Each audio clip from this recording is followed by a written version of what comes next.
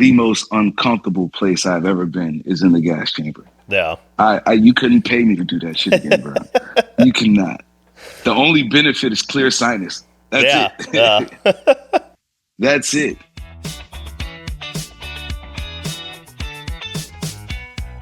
All right, man. Well, it's good seeing you. Likewise. It's been a little What's while. up, man? It's been a minute. Yeah. You look well. Look like you're doing well. I'm trying. Yeah. Life hasn't been too bad on me. Yeah, nothing too crazy.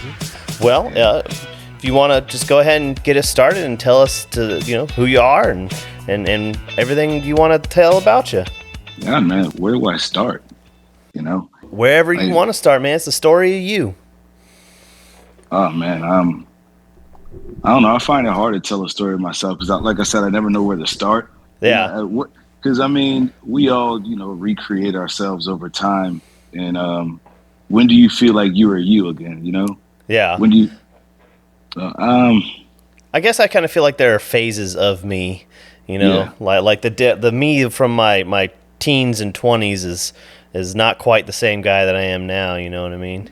No. So like I'm entering a new phase with my child on the way. Yeah. Congratulations. So, thank you. So man, well, the thing that I like to ask is what was going on in your life that made you decide the Army was for you? It was a lot, man. Just not really having a skill, a marketable skill at the time, not really having a sense of direction. I knew I was good at delegated tasks. I knew I was good at, if you told me to do something, I was always a figure it out type of guy. So I loved the task orientation of being in the military, having the uniform and the standards and marching and drill and ceremony. And I kind of fell in love with that in ROTC. I did 4 years in ROTC in high school, so I already had like a push to that standard of wanting to be in the military. And plus, my older brother was a Marine, and looking up to him, kind of wanted to follow in his footsteps. Looking up to my father, kind of wanted to follow in his footsteps. And yeah, it wasn't just one specific thing, but a combination of not having any marketable skills that I could see. Yeah. So it was kind of, let's go ahead and do this. So you went straight in after high school? In high school. Okay. Yeah. So they had what's called delayed entry program or split ops, where you can sign up at 17 years old. So I signed up my junior year. After my junior year, I went to basic training, came back for my senior year, and after my senior year, I went to AIT. Yeah. And so on and so forth. But yeah, I was I was on it, man. I turned 17 in June, in the middle of that summer. So that summer going into my junior year, I was kind of already looking at what I wanted to do after high school. And I ain't really had no direction. So I being in ROTC, recruiters was always coming by, always popping up. And yeah, man, I said, you know what, let me go ahead and see what this is about. Yeah. So I wanted to ask about that since you brought up ROTC, because do you remember Sergeant Stout when we were overseas? You might have only met him a couple times. Yeah. Down in Florida? Yeah. Yeah. He does JROTC now. He's an instructor. I can see that. yeah, he's that kind of guy, right? When he told me that, it was kind of surprising. I was like, oh, that's what you're doing now. But it's like, that totally fits. I see it. Well, one of the things that he had surprised me, because I just admittedly didn't know that much about ROTC, it was like how he says it's not a recruitment program. So, right. Like, he's not trying to recruit you, but I guess being in ROTC, I'm sure the recruiters, if they're doing their job and they're going to the high schools and they're probably getting the list of all the people who are there, so they were kicking down your door a whole bunch then. And it wasn't really pressing like that. They just hang out and, ask. And I was always curious. So I'd ask questions, am I going to go to war? Am I going to die? The typical 17-year-old questions. Yeah. Yeah. And I was in Army ROTC, and Army recruiters was heavy around the area, and I brought it up to my mom. My mama didn't want to do it. My mama was totally against it because I'm the youngest of three. Um, I was the last one in the house, of course. Yeah. My older brother, he had already left the house. He left the house at 17 as well. So mama was totally against it. It took a while to convince, but she finally signed those papers that October. Yeah. And I had already started going to drill, so I could I was getting my feet wet already because I would take the uniforms from ROTC. So I have a uniform to go to drill before supply gave me what I needed. So yeah, man, I was just all in right out the gate. I totally forgot that when you do the split option, that you could go and start being in the reserves. You get placed into a unit immediately. Like when you enlist, you basically have to pick a unit because they try to keep you somewhere close to the area that you live. So I was like, man, I forgot that people will go and actually like be a part of the unit before even going to basic training.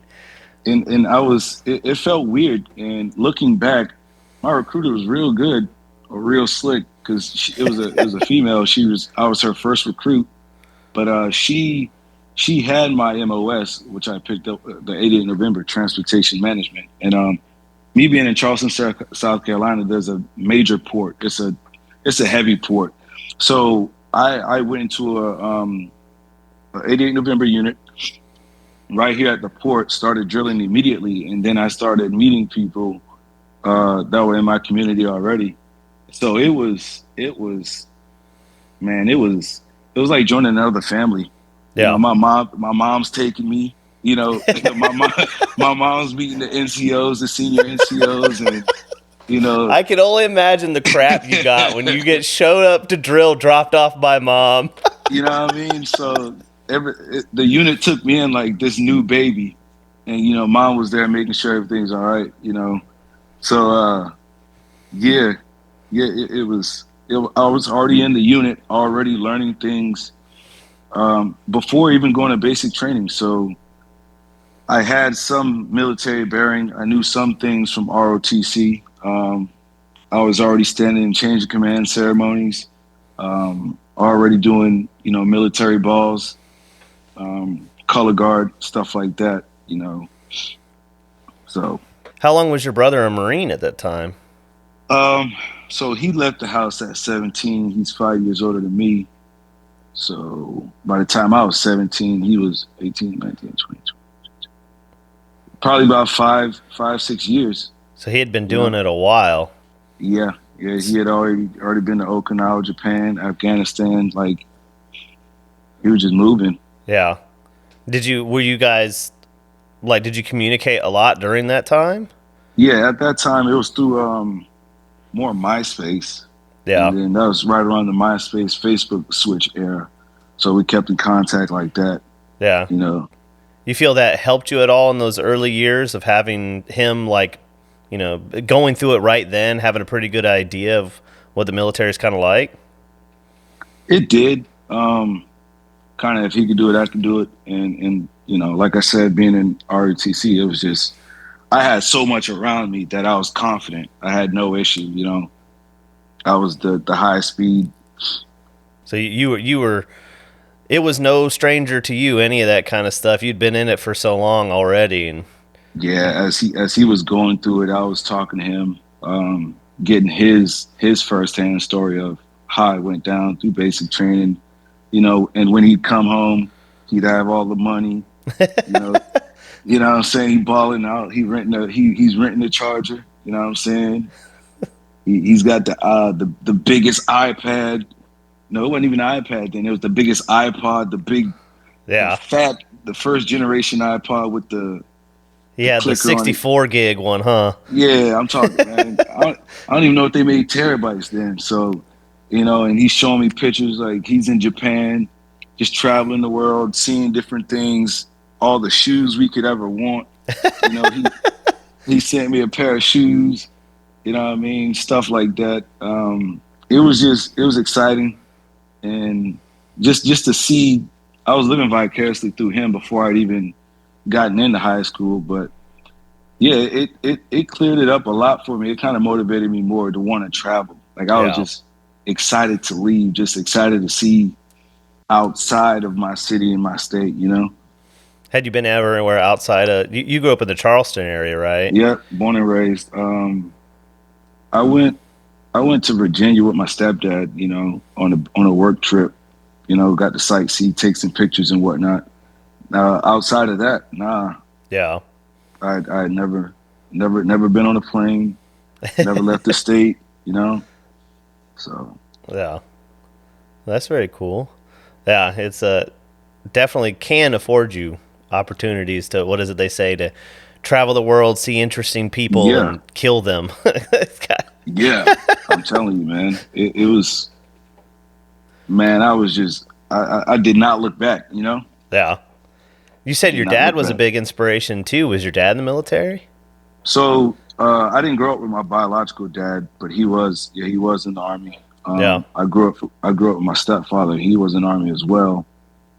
Um, he, you know, very short tour, like 3 year turnarounds, like in and out. You know, I don't even know if they got honorable discharges or not, but you know, pictures in uniforms was enough. You know, seeing pictures in uniforms was enough to see. You know, I could see myself doing that. My grandfather on my father's side was in the army too, and I just remember seeing pictures of him in uniform and looking at him in real time. And of course, he was real old, but we looked the same height, Yeah. same build. I mean, if you put me, my father, and my grandfather side by side, we looked like the same person on three different uh, levels of life. So it's almost like I had to do it. You know. I don't. Looking back, I don't know if that was the biggest push, but now I feel like I kind of had to do it. You know, it's in your blood. It's kind of, Yeah. you know.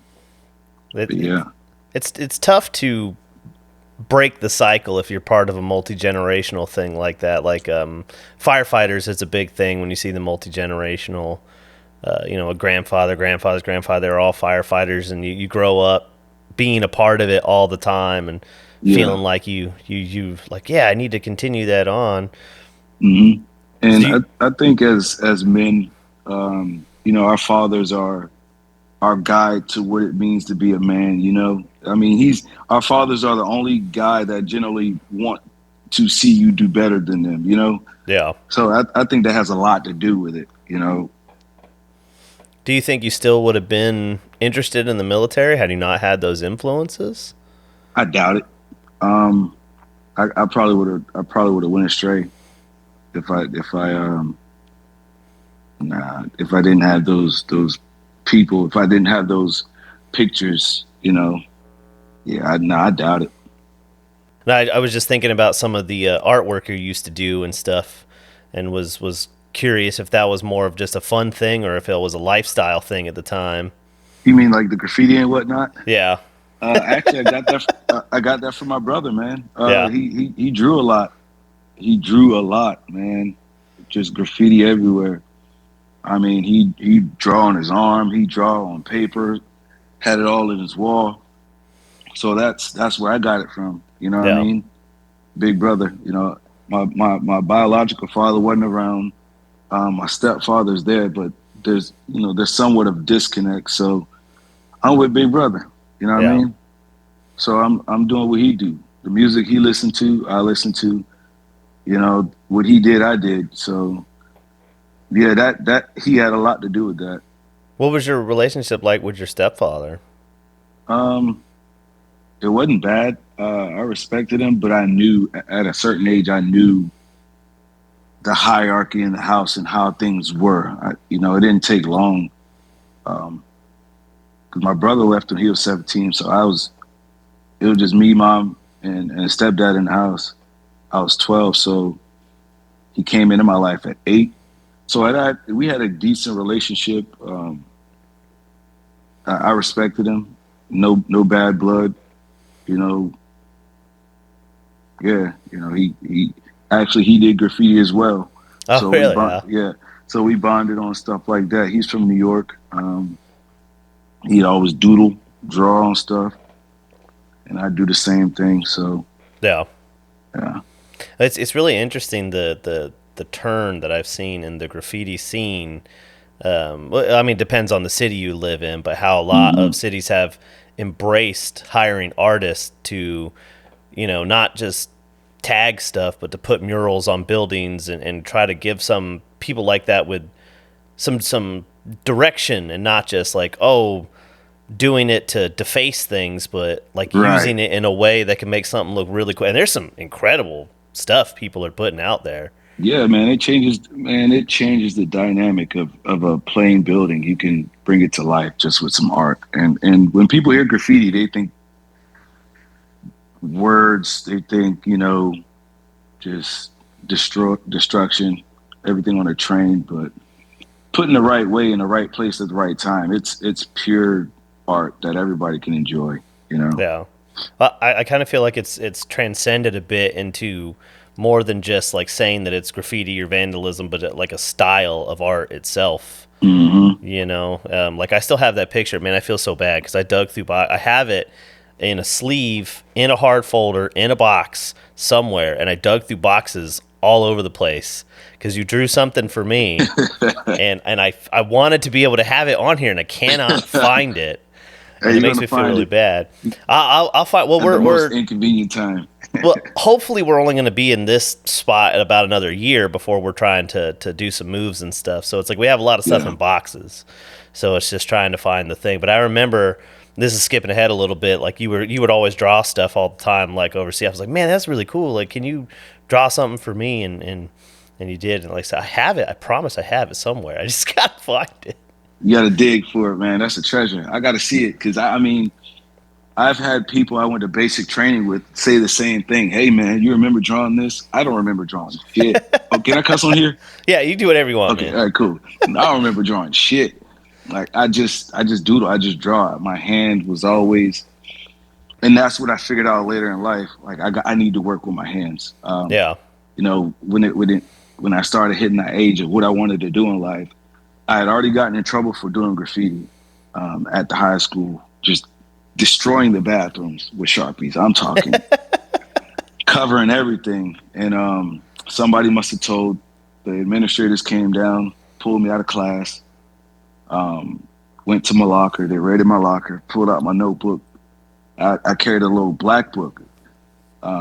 Most old graffiti artists, they know about the black book. That was just like a book of just doodles, draws, whatever you wanted to put on a bigger platform, you would, doodle in this book. So they found my black book. They found all my markers. I was just caught red-handed. You know what I mean? We had a little crew. It was a couple of us. It just so happened that it was like toward the end of the year they caught us and was about to nail us for graffitiing all the bathrooms. But something happened to where it was the end of the year. Grades are already in. There was really no consequences for not coming back to school. So we kind of skated on that one. Yeah. But that was enough for me. I mean, my mama still knew about it, but any real consequences now. But that was enough for me to like, all right, man, I got to switch it up. So I started, started making T-shirts, started drawing on hats, trying to go that route. It wasn't it, man. Yeah. So it was army time. Yeah. But yeah, Well, that always was my pastime was drawing and whatnot. yeah. That's awesome. It makes me wonder. One time I was trying to start a program. We had a local, I don't know how to spell it, but it's like a youth outreach. So it was like the trouble kids, Hmm. not ones that were necessarily being detained, but it was ones that had gotten in trouble and they were trying to like help them find direction. And I was Right. trying to start a program at one time of getting kids into sales, which is what I was doing.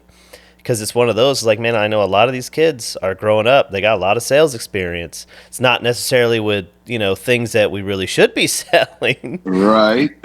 But if you could find a way to harness that talent, that experience. Because some kids, by the time they're, like you said, by the time you're 17, they already might have more experience than some of the better salesmen out there.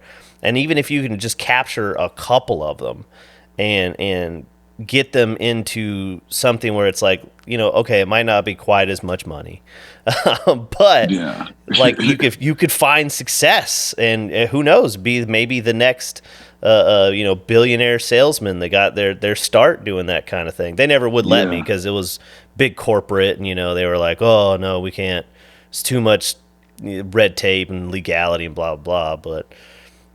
But it would have been kind of cool if anything had come from it. I mean, that was a good direction. I mean, I think the easiest thing to do in a sense like that is just see what they're good at, man. Because looking back, I was just good with, I'm an artist. Yeah.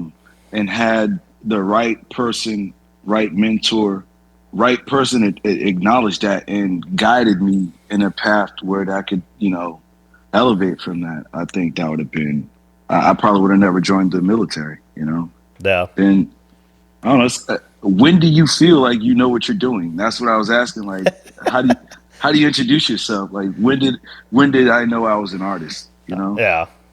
I just ride by the seat of my pants, man. Like every episode, I'm like, I have no idea what I'm doing. I just record stuff, and I give it to the editor, and I hope that I didn't screw it up too bad, You gotta trust them. Yeah, hopefully somebody out there will like it. We'll see. Yeah. So getting back then to you, I'm sorry, you did the delayed entry. So you were drilling with the unit, and then you went to basic. Yeah. What was basic like, being someone who already had quite a bit of experience? Boy, I got my ass sat down. I went in there thinking, boy, listen. So I went in there thinking I was hot shit because at this time I'm like I'm probably like a platoon sergeant or something in ROTC. I'm knowing the definition of military leadership. I'm knowing grid north. I know how to read a compass. PT on point. Went in there thinking I'm hot shit. When I was good until it was just at one point I got humbled, and then I started realizing I need to shut up and listen more than I need to, more than I'm talking. It was real quick, real quick. So I then realized, all right, let me be quiet and just act like. That's when I learned how to play stupid. I was smart enough to play stupid. So I coasted through basic training. I already know how to march, so I was able to teach the squad how to march. I was able to help under the radar without being seen, so I wasn't getting picked on as the guy who thinks he knows everything. Yeah. So I think everybody has their oh shit moment, or why in the hell did I join in the army for join the army moment, and that hit at the gas chamber. Everything was smooth sailing until it was gas chamber time. I wasn't nervous. It was gas chamber time because that was just something I did not. I could. How do you prepare for something like that? Yeah, that's one of those you can tell everybody every detail of, but like until you walk through that and actually have it happen, it's like, no, man. Like I'm telling, like you do not realize how much snot your body can produce. Man. I'm telling you, man. Running, cool. Push-ups, all right. Waking up, that's cool. Man, gas chamber, I'm like, okay, what did I get myself into? Damn. And then I'm like, damn. That's when it was like, yo, it's real. Yeah. That's when it got real for me. Yeah. And this one's for the editor because I know he's going to ask. The gas chamber, at least like for us, they have you put your mask on and stuff, and they bring you into the building, and they go through this thing. They're talking about all this, explaining, and then they would like make you take your mask off and recite. What did you have to say? You had to say like your rank and your name and your unit and all this kind of stuff. And they're like, you try to hold your breath, and some people got punched in the gut because it's like, no, you need to take a breath of this crap, and just it burns everywhere. It was they had us in there doing jumping jacks, so we lined up probably about 10 in a line, front to back, hand on the shoulder. We line up, we go in there, and then we turn facing the middle of the floor. So we're shoulder to shoulder now. And there's another squad on the other side of the room. It's probably about we're probably about 10 feet apart. Like I can see the whites in this guy's eyes across from me. And so the drill sergeant going down the line, you got to take your mask off, say your last name and your last four. You got to put your mask back on, clear it and seal it, right? So drill sergeant's coming down. He gets to the guy 2 soldiers down from me. And I'm looking at the corner of my eye, and normally you take a deep breath and then pull your mask off. Yeah. This guy did the opposite. Took his mask off and took a deep breath, and he just starts coughing and like he's trying to run, and drill sergeant's holding him, put it on. He clears and seals. So I'm like, God damn, I'm getting nervous. He comes to me, I do it, clear and seal, no issues. Then we all got to take it off. And we all got to say the Soldier's Creed, but they know we're not going to get through it. Yeah. We get the Soldier's Creed messed up, so we're doing jumping jacks till we get it right. We stop. We stop. We can't get it right, so he finally lets us out. We got to go front to back, front to back, hand on the shoulder, and everybody's just trying to rush out. Yeah, I'm talking just rush out. We keep getting stopped. When we finally get out, you got to flap off the gas. Yeah. And I bend over, and the snot from my nose, I can bend over and touch the ground, just bending over at the waist. So much snot. Every other breath was a cough. It felt like an elephant was sitting on my chest. It was just the most uncomfortable. That's the only way I could put it. The most uncomfortable place I've ever been is in the gas chamber. Yeah. You couldn't pay me to do that shit again, bro. You cannot. The only benefit is clear sinus. That's it. Yeah. That's it. I didn't have too hard of a time with it. I would definitely say I don't want to do it again. And then there was like some people that were totally unaffected by it. And I don't know what it is about their anatomy. There was nothing. But then you had like the other guy who, like, as soon as the mask lift up, they just freaked the fuck out. He freaked out. It was over. And they're just, drill sergeant's like dragging him out of the building and stuff. Mm-hmm. And did they make you do the when you were flapping? They were making us go, eyes are open, arms are flapping. Eyes are open, arms are flapping. Man, whatever they told us, we ain't do none of that. Man, we ain't do none of that. Like, because you got to think, right? Every cycle, how the cycles go through basic training. So in the middle of the summer, that's normally the youngest cycle. You're getting 17, 18, 19, 20-year-olds. Because you're all like a lot of the split ops because of school and stuff. Yeah. Gotcha. We had one guy that was like 30, and he was old. We called him Pops. Yeah. And so you got all these young soldiers who ain't ever been in nothing hard in their life before. Yeah. Just coming out this gas chamber. I don't remember saying nothing. I just remember just getting this shit up off me. Coughing, sneezing, eyes burning. I don't remember what they told us to say, but we didn't. I guarantee you, we didn't do it. We did not do it. Did you have the resurgence later, like when you went to go take off and like you found out it was still in your clothes and stuff? I never had that, but I've seen people do that. They get smoked for they go to the bathroom and they be moving in formation. You know what I mean? And I'm asking, why you moving? And the cats are saying, bro, it's the gas on their fingertips that's transferring to their penises. It's transferring to people. You see people rubbing their eye. It's transferring to their eye. It's like, man, it's the residual effects I never felt. Yeah. I washed the hell out of my hands, and I immediately put that uniform somewhere else. But I didn't. No, it was on my pen. Yeah. It was on my pen. It was on my pen. I lied. Yeah, it was on my pen.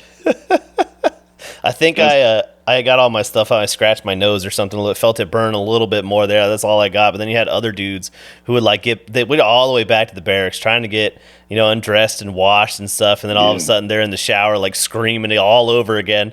Like, I washed it back in my eyes. Ah! Mm-hmm. You gotta stand over like this and wash. Do not let that water run top down, boy. It's a wrap. It's a wrap. Yeah, that was pretty Yeah, fantastic. that was the oh shit moment. Yeah, that was I don't even think shit. Yeah, because I turned 18 in basic, and I don't even know if I was 18 when I did that. Yeah. But yeah, I was like, damn. Well, after that, I was unstoppable. Yeah. Nothing I was else. Like nothing could be worse than that, right? that was it. I Yeah. almost died. Almost died. Yeah. Did you In get my roughed up mind, for your birthday? no, I kept it quiet. I'm sorry, I didn't mean to cut you off. No, yeah, no, I kept it quiet. I had a battle buddy, Mobley. We had Dylan Mobley. We had the same birthday, and he was from a city like 2 hours away from me because I had went to Fort Jackson, so my basic training was an hour and a half away from home. Yeah. You know, most people are flying in the basic training and whatnot. I got on a bus at the recruiting station, and they shipped us up to MEPS, and then from MEPS, I think we went over to Fort Jackson, and that's all in the same city. So yeah, I was an hour and a half away. Damn, I forgot where I was going with that. Something about the birthday. He had the same birthday. Oh yeah, he was from Mobley. He was from the same city as me, but we didn't get touched or nothing for our birthday. We didn't get smoked or nothing. We didn't get beat up. None of that, man. We actually found out Michael Jackson died on our birthday. So, oh, really? Wow. Yeah, that was our birthday present. So Kind of distracted from everything. yeah, it kind of. I don't know if that was the reason we skated by or not, but yeah, that was it. Yeah. Nah, it wasn't bad. I remember like the second week we were there, because it was like the second week when we would start getting letters, second or third week or something. And you inevitably had a couple of guys get sent birthday cards and stuff. And they made them line up at the end of the barracks. And they had everybody line up after them and give them all a good game, just as hard as they could. I mean, like, dudes were bruised and limping the next day and stuff. Everybody after that was writing their families, like, please do not send anything about my birthday. Don't do it. Yeah. Do not. At least you had the wherewithal to realize the ROTC thing, because the ROTC kids that we had in basic, God, they were some of the worst, man. It's like, just have a little bit of humility. Like you know some stuff, help teach some people some stuff. That's great. But you got a couple of them that would like try to argue with the drill sergeants and stuff. Like, it's not worth it, man. Like, now's not the time to argue with drill sergeant about how the Army works. I wasn't that guy, but yeah, I was. I learned pretty quick. Let me shut the fuck up. Let me shut the fuck up. So yeah, I mean, we was always good at marching, always good at what was it? Weapons. Damn, what did you? Now that you said it, I can't think about it, but where you did the rifle, oh my goodness. 15, it was 15. Yeah. I know what you're talking about, and then my brain's not working either. Yeah. Man, I got it. It'll come to me later. I haven't unlocked that memory in so long. Yeah, because you practiced that a little bit overseas when we did too, right? Because like when we got to Kuwait, they found some of the white wooden display ones or whatever, right? Yeah, because I was in the drill team in ROTC, so I was spinning rifles. I was the drilling ceremony king, man. Oh yeah, I remember that now. So damn, what is that called? It's gonna bother me. But yeah, I did learn to figure out when to use my knowledge from ROTC in basic training. I knew when to speak up and when not to say anything. And yeah, like I said, man, I skated through, bro. I skated through. Yeah, I tried to stay right at the middle of the pack. Because, like, if you were the PT stud, they were always expecting a lot of you. And then if you sucked, they were always dumping on you all the time. So I was like, if I could just stay right in the middle somewhere. Well, I was the guide on bear, so I kind of... Oh, yeah. Yeah, because I could run. I was in shape. I wrestled in high school as well. So it was wrestling and ROTC. Those are my things. So I'm in shape. I'm guide on bear and whatnot. and that was the only thing that had me standing out was that, and I can impersonate the drill sergeants really well, Yeah. really well. I'm talking, I'm scaring people in the hallway. Like people are getting mad when I'm joking.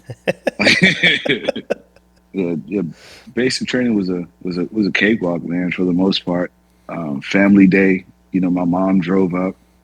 Um, One of my battle buddies, we were actually in ROTC together. We went to high school together. We did the same thing. Mm-hmm. Our moms drove buses together, so you know the graduation was just a big wholesome moment. You know, having my mom there and my friend who I've been in ROTC with for the past 3 years there, her family. It was pretty cool. Yeah, that would be pretty. It's pretty wild that you guys even got to go together and everything.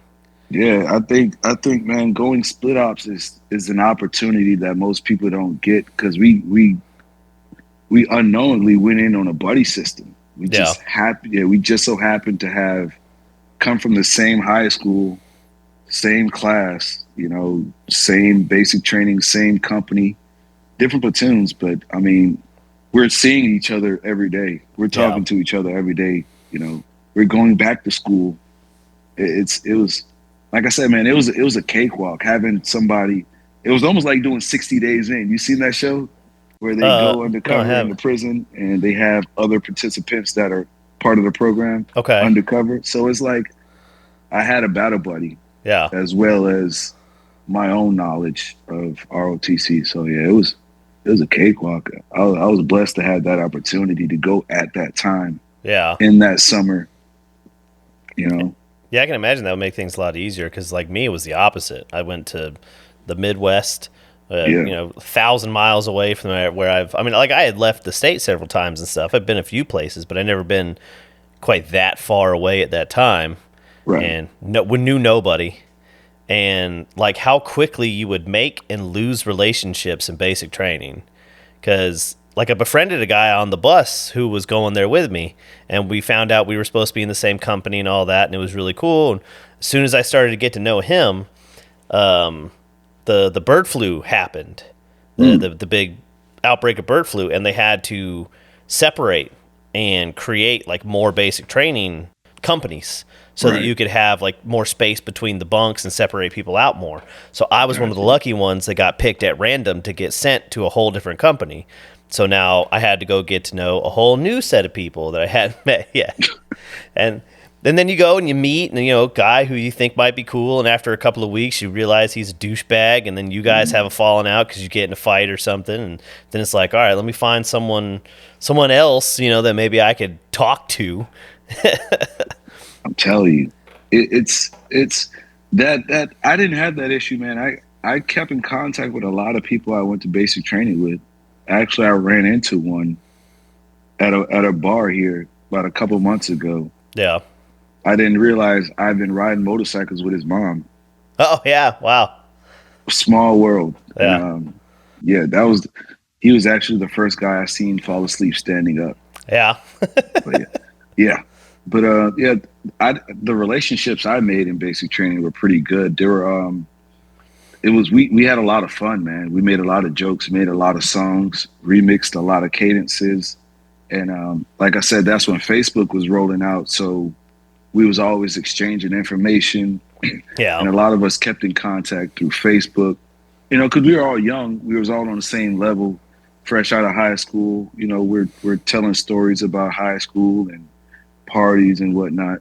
So I made a lot of good friends in basic training that I kept in contact with, Yeah. to this day.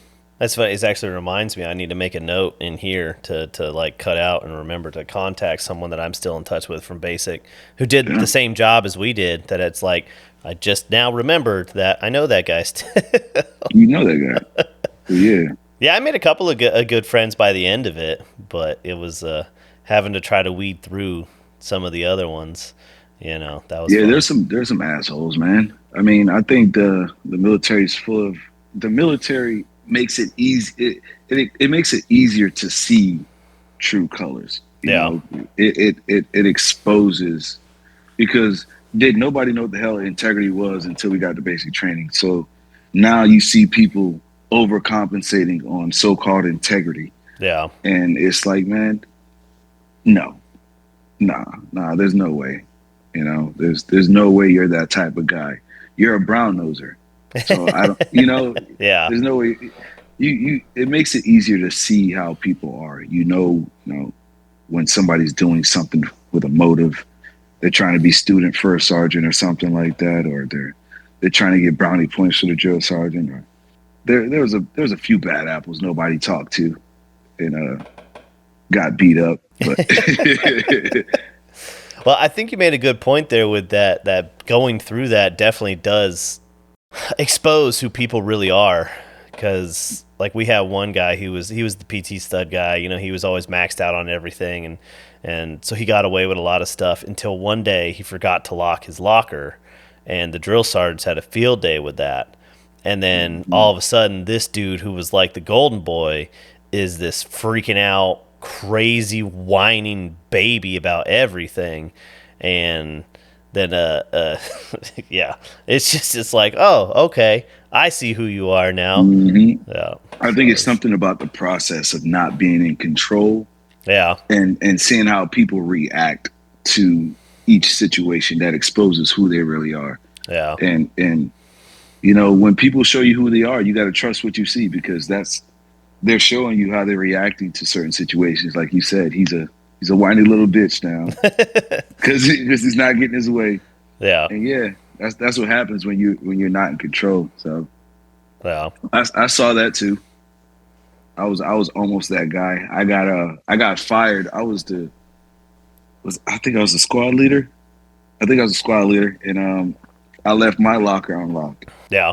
And oh man, so what the drill sergeants did, they took all the locks and made all the locks that were unlocked and locked them into a lock ball.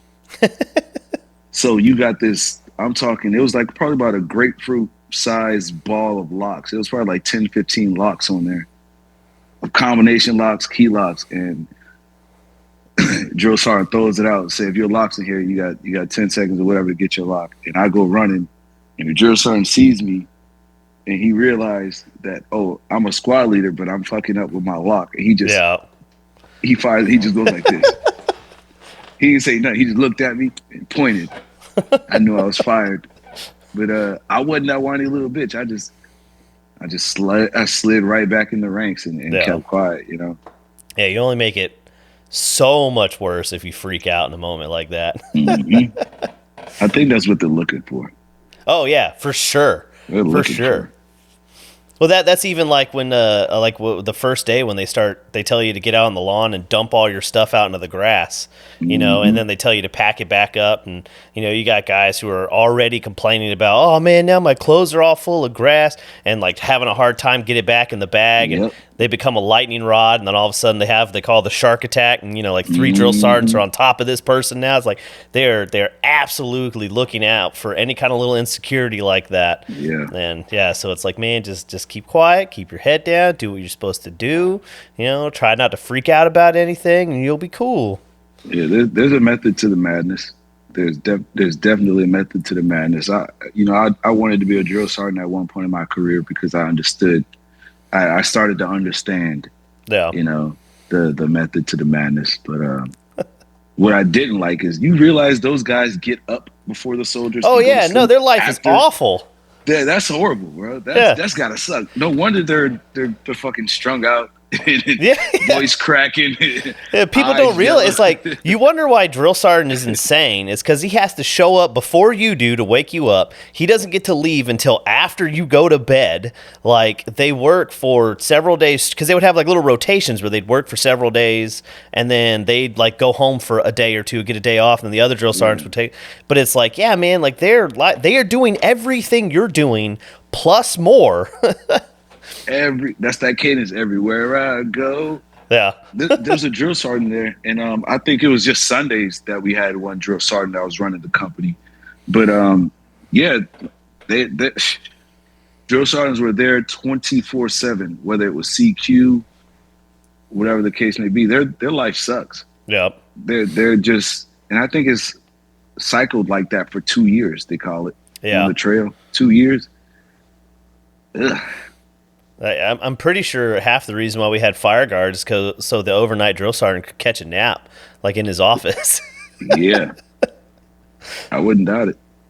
Well, and then you think about all the things extra, like setting up the ranges and, having to do, because you're having to do, that's all the stuff you don't see.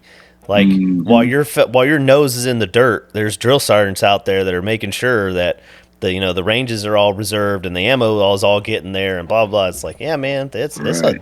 there's a reason why they only do it for a couple of years at a time. This is a And get out. tough road. Yeah, man, I don't know what they pay drill sergeants for an incentive, but they need more. Yeah, they need more. Yeah, That's demanding.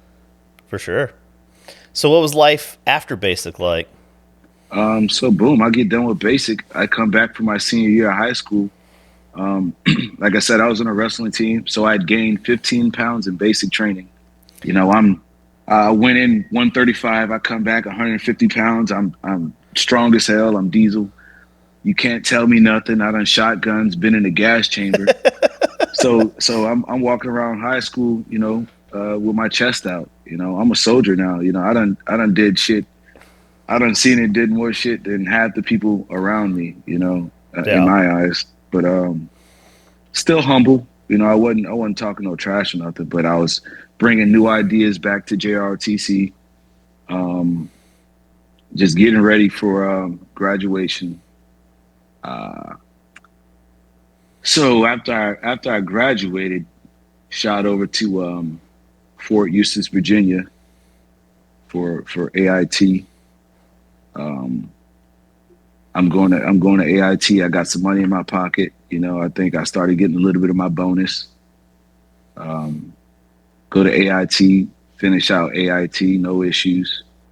So after AIT, they're like, "Hey, congratulations!" My unit is like, "Hey, we're deploying, and you're going." I get a letter, and that shit says you are being involuntarily transferred yeah, to to the unit to deploy to Iraq, and it was like, oh shit. At this time I'm like 19, 18. So yeah, it was real quick. So I signed up at 17, finish junior year, go to basic training, turn 18, come back for senior year, go to AIT, finish AIT, turn 19. Uh, Deployment time. I'm training for a year to go to Iraq. You yeah. know, I graduated 2010. I'm in Iraq 2011. Fresh out. It was just everything was happening so fast. It was just back to back army. Over here for training. Um, it was good, man. It was more traveling within the states. It was meeting new people. Um, it was exciting, man. Yeah. Did you go to Yeah. Camp Shelby for your pre-mob stuff and all that? Oh yeah, Camp Shelby, man. If Earth had an asshole, it'd be Camp Shelby. That's probably the worst, the dirtiest, the most oh man, countryest, hickest mob station ever. Yeah. And I think we had to bust there. Yeah. They bust us from Charleston, South Carolina, All the way to down Mississippi? all the way to Mississippi. So we're there for like a month. Yeah. Just going through SRP, getting all the records straight. It was awkward, man. I had to write my first will. That was Yeah. awkward. You know what I mean? I Kind didn't of know a what. realization like, hey, you might not come back, so there's some things we Right. have to take care of. One of the lieutenants, like once we figured out I was going to Iraq, he caught me like YouTubing Iraq and all these horrible videos, horrible videos on YouTube. He's like, man, don't do that. Watching I was like the Al Qaeda beheading videos and all stuff like type of that. shit, man. I'm tripping. I'm not knowing what's going on. You know Yeah. what I mean? I'm trying to keep mama cool, but I'm low key freaking out. It's a lot. Yeah.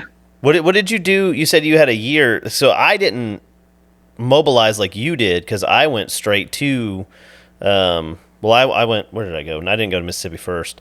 But we had like a little brief, like a couple week, like, hey, we're going wheels up, then we're going to Camp Shelby, getting ready to mobilize. Because I didn't deploy with my unit. And you said that you had a year before, and I've been told by other people how. So I'm curious, like, what does that entail as a reservist, like training for an upcoming mobilization? So you get the letter. They pull everybody into this one battalion. So you're about a year out from your mobilization date, and Yeah. within that year, you got various qualifications you got to meet. Before you can mobilize.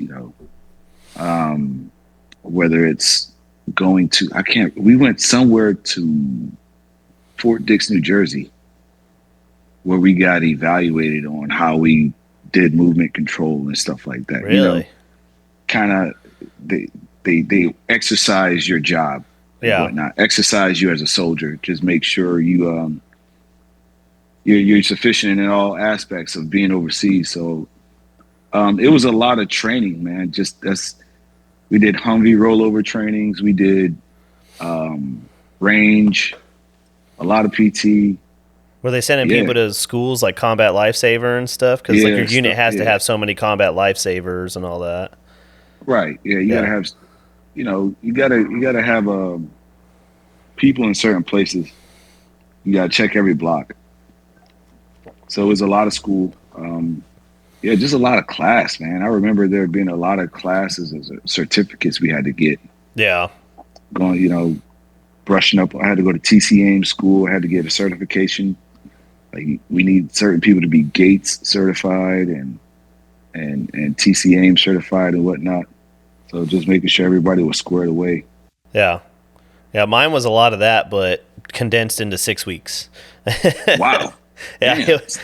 Well, because we were 20 people that got, picked and then moved into another unit go right. to join the unit that was already overseas because we were augmenting them. Right. And so it was like the TCAIM's part and things we didn't have to do because a lot of that would happen overseas. But we did have the units like, hey, we need like 4 more Combat Lifesavers. And so they made that happen at Camp Shelby.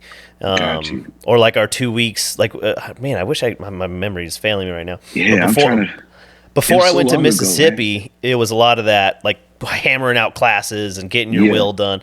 And then we went to Mississippi for that last few weeks of, like I said, getting all your gear issued and the final little trainings and stuff and all that. But yeah, mine was like a very short time frame to make all that happen. Well, yeah, luckily for me, man, the building we were drilling in, the unit we got attached to, we see every weekend drill. So we knew who we were going overseas with. We just augmented that battalion. They just took over my whole detachment, pushed us over there, and we was drilling, doing classes like Combat Lifesaver, TCAIMs, hazmat, and stuff like that. Yeah. How was your mental health during that year leading up to? All over the place. My girlfriend didn't like it. My friends was like, yo, what's going on? Is everything going to be okay? And I think right before I went, they had, I think they had killed Saddam. Yeah. Or, it was, Osama. Osama. Yeah. They killed Osama, and they was like, do you still have to go? I'm like, yeah, I still got to go. Like it's more complicated than just the one guy. Right. That's funny because we were in the hotel, like getting ready to mob when that happened. Yeah. And one of the reasons why I asked is because, like, obviously it was nerve wracking for us, but it was kind of nice when it's such a condensed time frame because we had so much to do. It's like you didn't really have time to think about it. It was like just get trained and then get over there. Whereas I can only imagine you being 19 or 20, having a whole year to think about this is coming up. You know. Yeah, I'm just this 19-year-old kid just trying to just do what I'm told. We're getting a lot of gear. I'm getting fitted for helmets and vests and gas masks, and it's a lot to process.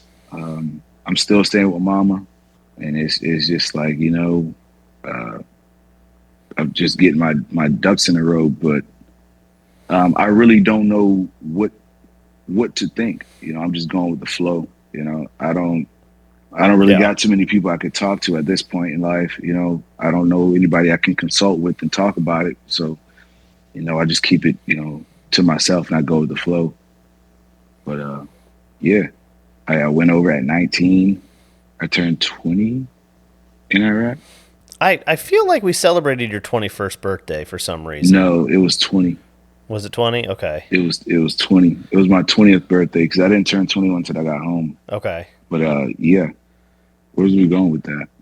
I was just how you felt leading up to it and all that. So then we could skip forward a little bit, So let's say if we're at Camp Shelby or things are getting to those final days, what did you feel like you were more prepared having a year or so to go over there? It definitely felt more real at Camp Shelby when we got on the bus to Camp Shelby. That was like the family day for family to come and say their goodbyes and whatnot. Yeah. So going to Camp Shelby, it was already kind of set in my mind that, hey, all right, this is go time. I'm locked in right now. So I put myself in that mind state that this is going to happen. So I was just trying to focus on what's to come. Yeah. I wasn't really worried about home. I had already unplugged from home.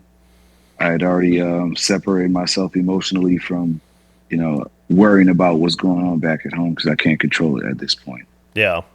So I was more focused at Camp Shelby as the days started counting down because they don't tell us exactly when.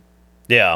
For OPSEC, they don't tell us exactly when we're flying out from Camp Shelby. So the whole time we're there, we're the camaraderie is stronger because more people are unplugging from home. They're getting in a mindset.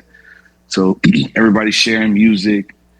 Everybody's got everything they pretty much are going to use when they get overseas. They have it with them, in their book bag or Foot Locker. So our personal belongings are here now. Our weapons are here now. This is what we're taking. This is everything we're going to have on our deployment for the most part is right here. Yeah. So a lot of us were already in that mindset that, hey, we knew where we were going. We knew who we were going to be with for the most part. And yeah, we were just, hanging out, ready to go. I was, for the most part, hanging out, ready to go. Watched a lot of movies to pass the time. Played a lot of chess. Just getting ready to get on that bird. And it didn't really set in until we were in the airplane hangar just waiting. And the big ass plane pulls up. And it's like, oh yeah, it's go time. The stuff y'all in as sardines with where it has like 14 people in each row. It's like 4 in the middle, 5 on each side. A giant plane. Massive plane, and you got to go up the butt of the plane and whatnot, and you're just in there. No, did we fly commercial out of Camp Shelby? We flew commercial over to Kuwait, yeah. And then once we got to Kuwait, we got in military stuff. You're right. I don't know. I can't remember if it was my first deployment or the second one where we flew with a Navy unit. Oh, yeah? It was us and some CBs, but the plane, either way, I know it was jam-packed, and it's like you got 3 seats a row, like an aisle, 5 seats, and then another aisle, and then 3 more seats. So it's like, was that 11 seats going across? Yeah, big plane, a lot of people. So yeah, we get on that bird and we take off.